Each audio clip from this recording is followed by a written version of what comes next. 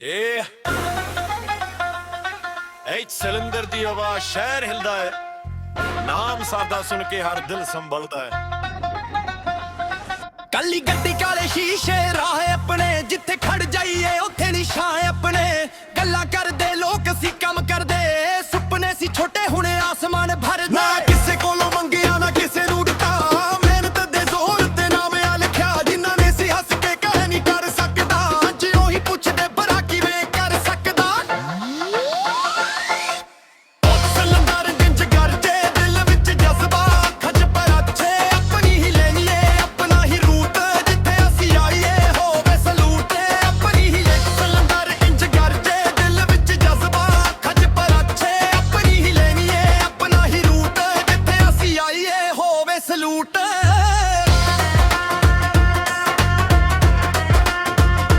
ਆਪਣੀ ਹੀ ਲੈ।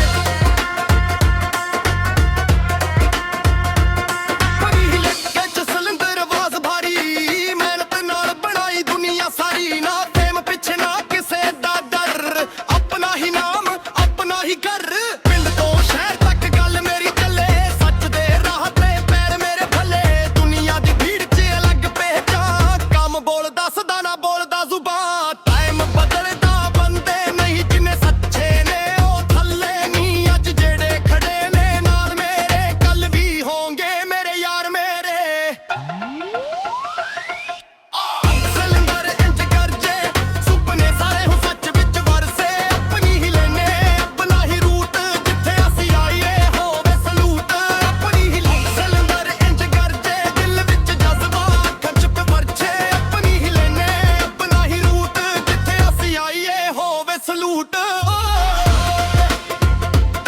ਉਹ ਸਿਲੰਦਰ ਦੀ ਆਵਾਜ਼ ਯਾਦ ਰੱਖ, ਨਾਮ ਨਹੀਂ ਕਮ ਯਾਦ ਰੱਖ।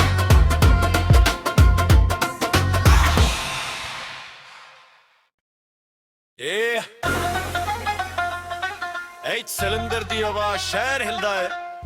ਨਾਮ ਸਾਦਾ ਸੁਣ ਕੇ ਹਰ ਦਿਲ ਸੰਭਲਦਾ ਹੈ।